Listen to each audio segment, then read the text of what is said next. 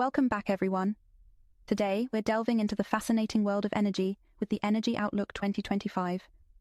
It's a comprehensive look at where the global energy sector is heading, and there's so much to unpack. Oh, wow. Energy Outlook 2025 sounds intriguing. I've been hearing whispers about some big shifts coming up. Can't wait to get into it. Absolutely. One of the key themes is the pivotal role of technological innovation in the energy transition. We've seen advancements from solar panels becoming more efficient to electric vehicles and battery storage technologies improving rapidly. But to get the energy system on track for net zero, innovation needs to accelerate even more in 2025. Right, so it's like we're at this critical juncture where technology has to step up its game even further. But how do nuclear power and data centers fit into this picture? Great question. Nuclear power is emerging as a key potential solution for powering data centers, especially with the advent of small modular reactors, or SMRs. Data centers consume enormous amounts of energy, and with the growth of AI and machine learning, that demand is skyrocketing. That's interesting. So AI is both increasing energy demand and offering solutions to manage that demand? Exactly. AI can improve grid efficiency, enhance data sharing, and support renewable energy integration. For instance, AI algorithms can adjust energy consumption in real time, ensuring regulatory compliance and optimizing the use of renewable resources. Okay, but isn't there a concern about the energy consumption of AI itself? I mean, training AI models requires a ton of computational power, right? You're spot on. The power demands of data centers used for AI training and inference are enormous.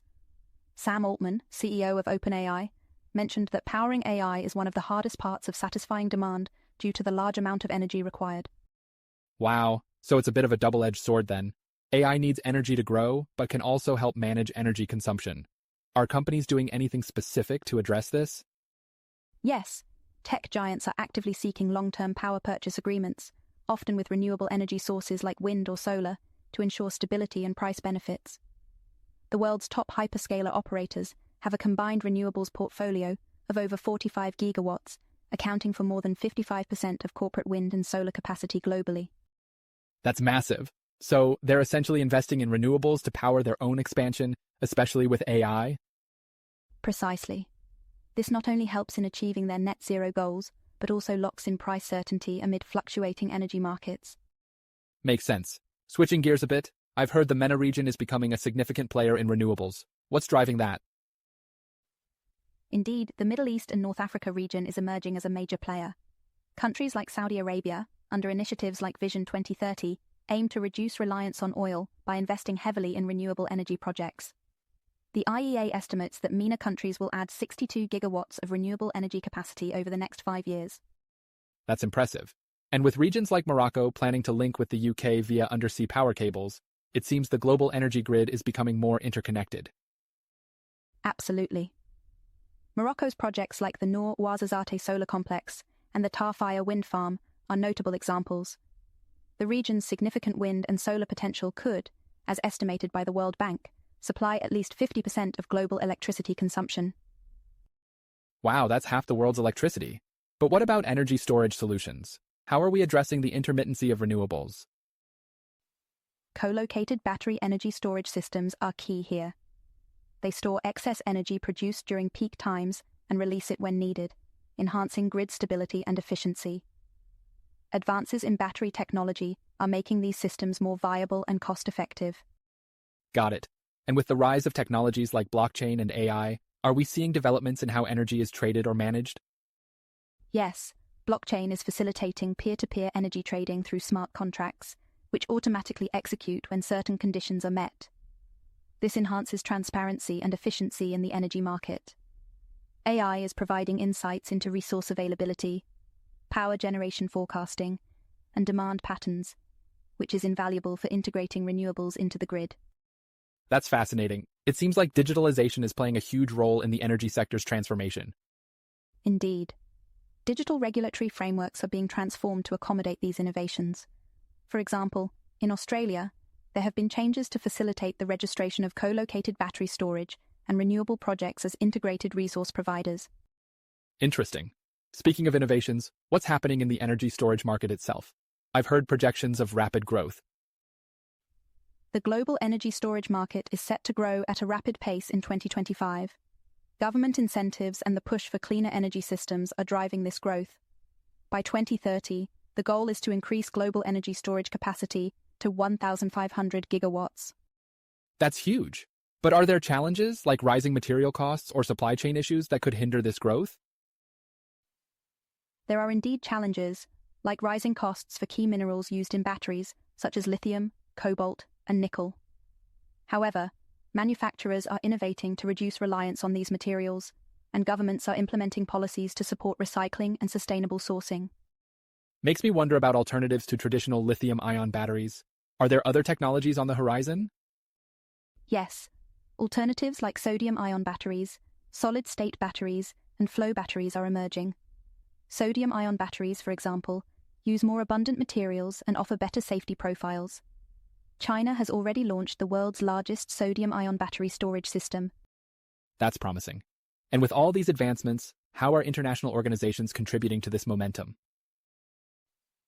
Organizations like the IEA and IRENA are publishing recommendations and frameworks to enhance energy storage development. They emphasize the need for scalable solutions and revise regulatory frameworks to incentivize deployment and battery recycling. It's great to see a collaborative effort on a global scale. Shifting topics a bit, how is digitalization specifically impacting the energy sector? Digital technologies like blockchain, AI, and advanced data solutions are revolutionizing the energy sector. They enhance data sharing, improve grid efficiency, and support the integration of renewable energy sources. Regulators are also adapting, with new digital regulations coming into effect in 2025. So we're seeing not just technological, but also regulatory advancements to support this digital shift? Exactly. In the UK, Ofgem is consulting on governance for data sharing infrastructure, aiming to facilitate secure and efficient data exchanges among energy companies. Similarly, the EU has regulations like the Data Act and Data Governance Act that will impact access to data and connected technology. That's a lot of movement on the regulatory front. Are there any specific projects or initiatives that stand out? Yes, the European Blockchain Sandbox is one such initiative where innovators can test distributed ledger technologies with regulatory guidance. This helps shape future regulation and encourages the adoption of blockchain in energy markets.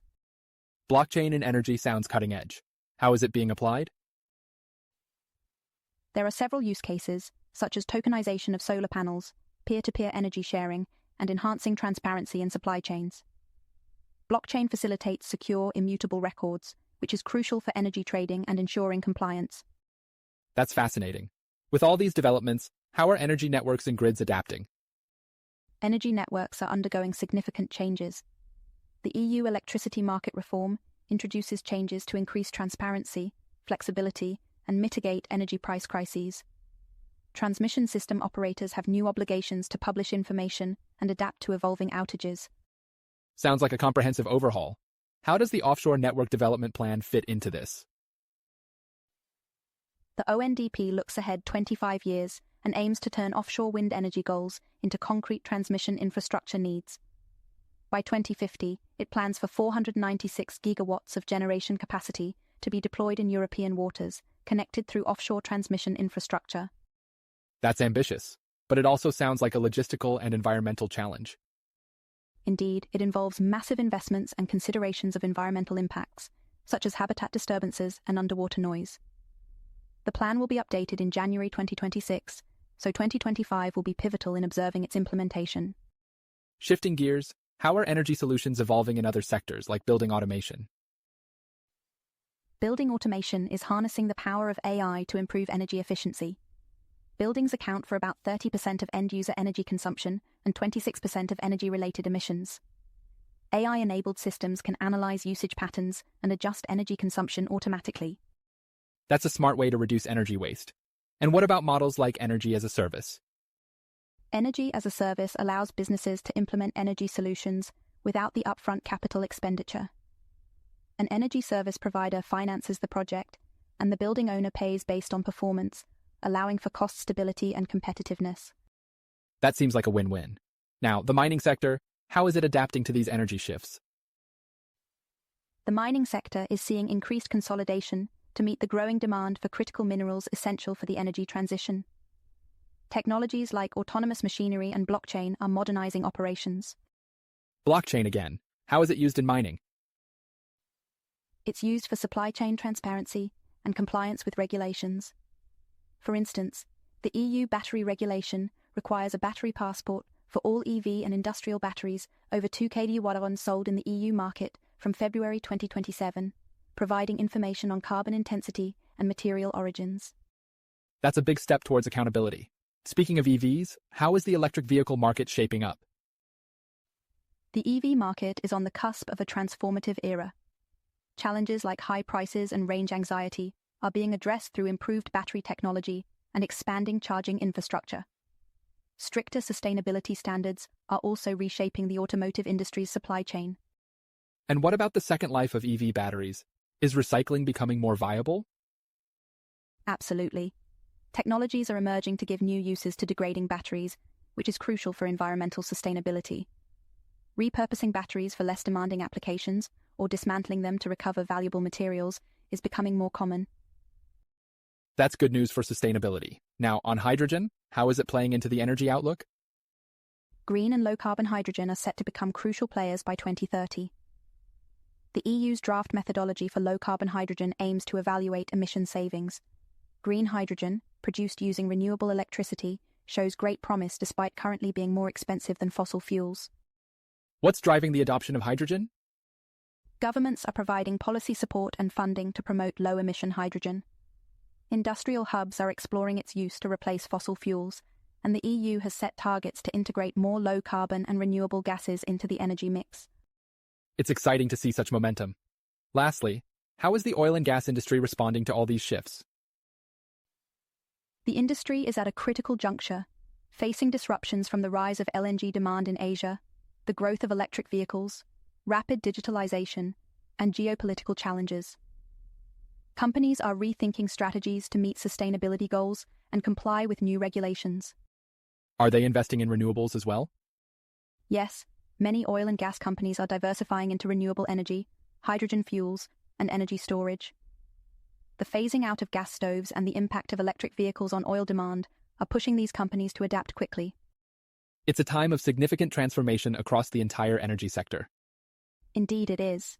The Energy Outlook 2025 highlights that while challenges remain, there's a concerted global effort to innovate and transition towards a more sustainable and efficient energy future. This has been incredibly enlightening. The future of energy looks complex but promising. I couldn't agree more. Thanks for joining the discussion today, and thank you to our listeners for tuning in. Yes, thank you all. Can't wait to see how these developments unfold. Absolutely. Stay tuned, everyone, and see you in the next one.